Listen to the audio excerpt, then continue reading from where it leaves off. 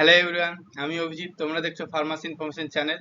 তো আজকে চলে এসেছি একটা নতুন টপিক নিয়ে, একটা ডব্লিউবিজি রিলেটেড একটা যেটা সবার মধ্যে একটা ডাউট থাকে র্যাঙ্ক নিয়ে, ওই র্যাঙ্ক নিয়ে আজকে তোমাদের সাথে আলোচনা করব, ঠিক আছে? যেমন তোমরা যারা যারা ডব্লিউবিজি এক্সাম দিয়েছো, তো তোমরা সেখানে দেখতে পাবে যে র্যাঙ্ক কার্ড পাওয়ার পরে সেখানে কিছু র্যাঙ্ক আছে বিভিন্ন ধরনের। যেমন ধরো জেনারেল র্যাঙ্ক তো থাকবে, জিএমআর অথবা পিএমআর জেনারেল র্যাঙ্ক, তার সাথে তোমাদের ক্যাটাগরি র্যাঙ্ক থাকে, ওবিসি, এসসি, এসটি, টিএফডব্লিউ, ঠিক আছে? তো ওই সমস্ত যে ক্যাটাগরি র্যাঙ্কগুলো কি আদৌ আমাদের কাউন্সিলিং এ ব্যবহার করা হয়, না আমাদের কাউন্সিলিংটা কোন র্যাঙ্কের বেসিসে হয়? তাহলে এই সমস্ত প্রশ্নের উত্তরে নিয়ে চলে এসেছি এই ভিডিওতে। তো তোমাদের অনেকেরই মধ্যে হয়তো ডাউট থেকে থাকবে, ঠিক আছে? অনেকেই আমাকে কমেন্টে বলো যে দাদা আমার ওবিসি র্যাঙ্ক এত এসছে, আমি কি এই কলেজ পাবো? আমার এসটি র্যাঙ্ক এত এসছে। তো তাদের এই ভিডিওটা দেখলে আশা করি ডাউটটা ক্লিয়ার হয়ে যাবে, ঠিক আছে? এবং যাদের মধ্যে অ্যাকচুয়ালি ডাউটটা আছে, তো তোমরা শেষ পর্যন্ত ভিডিওটা দেখতে থাকো। আশা করছি তোমাদের এই ভিডিও থেকে ওই সমস্ত রিলেটেড ডাউট যেগুলো থাকে তোমাদের ক্লিয়ার হয়ে যাবে, ঠিক আছে? তো বেশি দেরি না করে চলো ভিডিওটা শুরু করি। আর আমার চ্যানেল নতুন হয়ে থাকলে চ্যানেলটা সাবস্ক্রাইব করে নিতে পারো।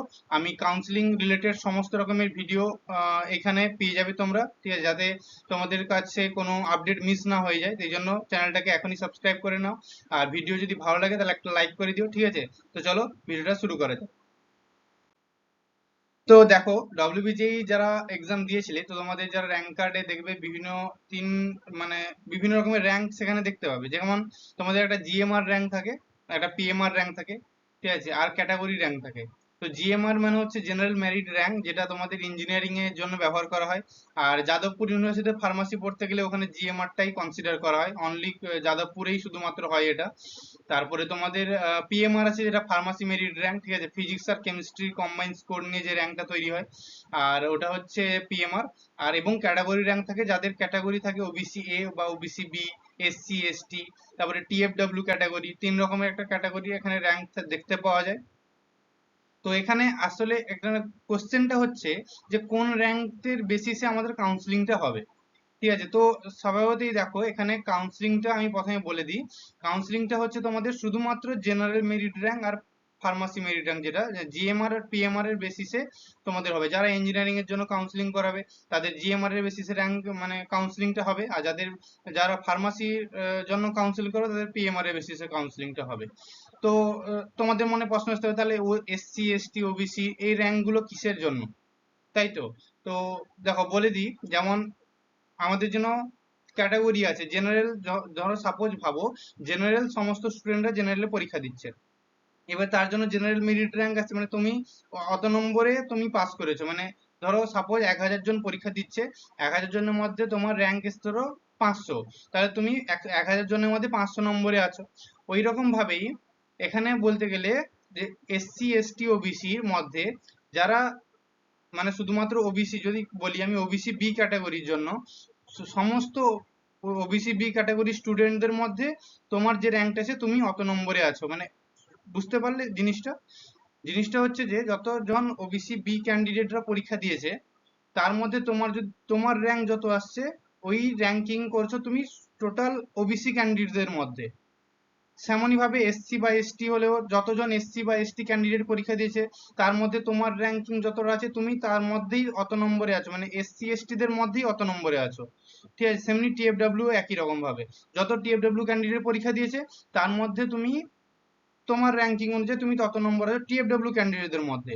আর জেনারেল ক্যান্ডিডেটদের ওটা আলাদা, ঠিক আছে? সাপোজ ধরো 1000 জন টিএফডব্লিউ ক্যান্ডিডেট ডব্লিউবিজিই পরীক্ষা দিয়েছে, তার মধ্যে তোমার ধরো তোমার র্যাঙ্কিং এসে 300, তাহলে তুমি 1000 জন টিএফডব্লিউ ক্যান্ডিডেটের মধ্যে 300 নম্বরে আছো, ঠিক আছে? তো এটা হচ্ছে মানে ক্যাটাগরি র্যাঙ্ক। আশা করছি বুঝতে পারছো। ধরো আরেকবার বলে দিচ্ছি, যেমন ধরো ওবিসি বি ক্যান্ডিডেট আছে ধরো 1000 জন, যারা ওবিসি বি ক্যাটাগরিতে পড়ছো, তোমাদের জন্য বলছি, ধরো ওবিসি বি ক্যান্ডিডেট ধরো 500 জন পরীক্ষা দিয়েছে, 500 জনের মধ্যে তোমার ধরো 100 র্যাঙ্ক এসছে, ওবিসি বি 100 র্যাঙ্ক এসছে। তাহলে তোমার বুঝতে হবে যে ওবিসি বি যতজন ক্যান্ডিডেট পরীক্ষা দিয়েছে, তার মধ্যে আমি আছি 100 নম্বরে। আশা করছি বুঝতে পারছো। পরের র্যাঙ্ক গুলো একই রকম ভাবে কাজ করছে, ঠিক আছে? যেমন টিএফডব্লিউর জন্য বললাম, তেমনি এসসি এসটি জন্য মতো সমস্ত এসসি এসটি ক্যান্ডিডেট যতজন পরীক্ষা দিয়েছে, তাদের মধ্যে তোমাদের যে এসটি এসসি র্যাঙ্কটা হচ্ছে তোমরা হচ্ছে অত ওই নম্বরে র্যাঙ্কিং করছো, মানে ততজনের পরে আছো এরকম। এইটা হচ্ছে মূল বিষয় এই যে ক্যাটাগরি র্যাঙ্কের। এবারে তোমাদের মনে প্রশ্ন, তাহলে ক্যাটাগরি র্যাঙ্ক দিয়েছে কেন যদি কাউন্সিলিং এ না লাগে? অবশ্যই কাউন্সিলিং এ লাগে। দেখো তোমাদের কাউন্সিলিংটা হচ্ছে জিএমআর আর পিএমআর এর র্যাঙ্কিং এ। তো এখানে দেখো জিএমআর মানে জেনারেল মেরিট র্যাঙ্ক, আর পিএমআর হচ্ছে ফার্মাসি মেরিট র্যাঙ্ক। এবার এই দুটো হচ্ছে জেনারেল স্টুডেন্টদের জন্য, এমনি নর্মাল র্যাঙ্ক। জেনারেল স্টুডেন্টদের তো কোনো ক্যাটাগরি থাকে না, তাই জন্য এটা হচ্ছে জেনারেল স্টুডেন্ট যারা আছো তোমাদের জন্য এই র্যাঙ্কটাই হচ্ছে মেন। এবং দেখো ক্যাটাগরি র্যাঙ্ক যেগুলো ক্যাটাগরি স্টুডেন্টরা আছে, যেমন OBC A, OBC B, SC, ST, TFW.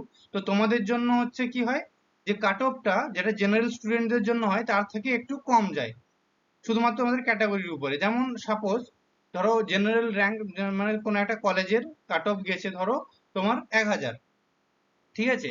তো কোনো একটা স্ট্রিমে ধরো ফার্মাসির কথাই বলছি, ধরো কোনো কলেজের ফার্মাসি র্যাঙ্কে 10,000 তোমার কাট অফ গেছে কোনো কলেজে। তো সেখানে ওবিসি বিদের জন্য হয়তো একটু বেশি যেতে পারে, ধরো 12,000 লাস্ট কাট অফ যেতে পারে, 2,000 এক্সট্রা।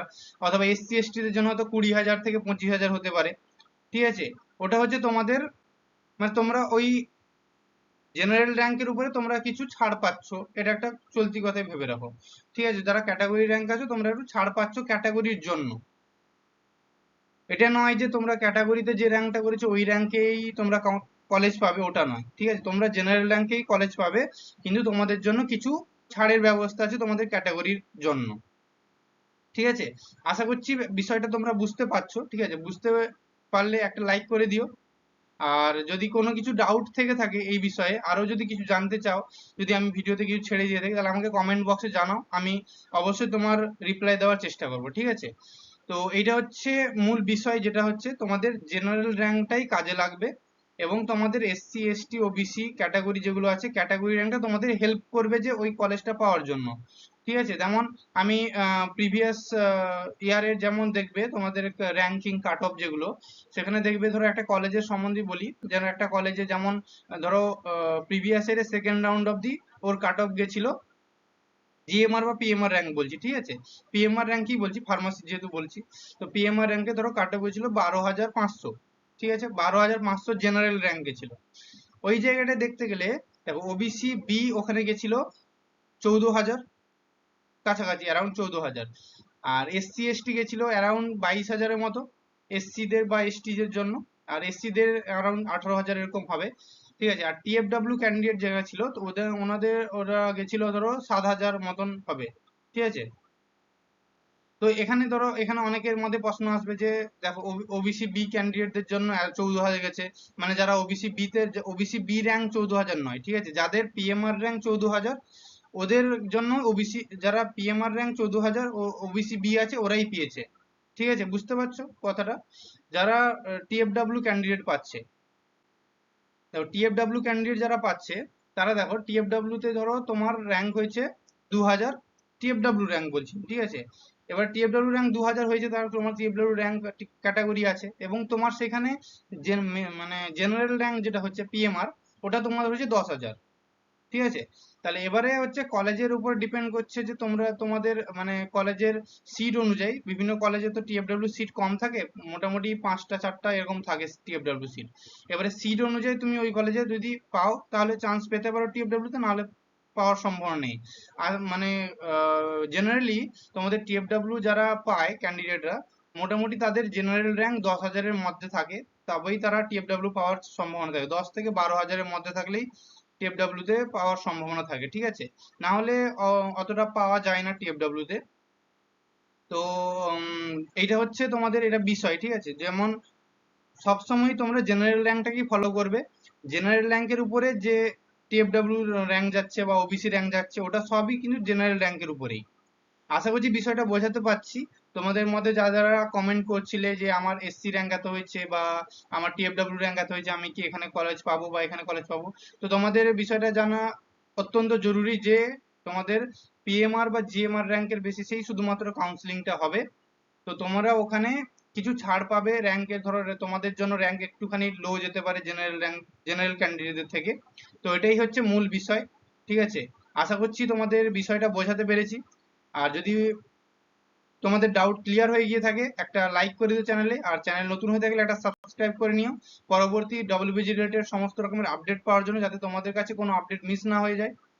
আর এটা হচ্ছে মূল ভিডিও আজ এই পর্যন্তই। তোমাদের যদি কোনো ভিডিও রিলেটেড কোনো ডাউট থাকে তো অবশ্যই আমাকে কমেন্ট বক্সে জানাও, আমি তার রিপ্লাই দেওয়ার চেষ্টা করব।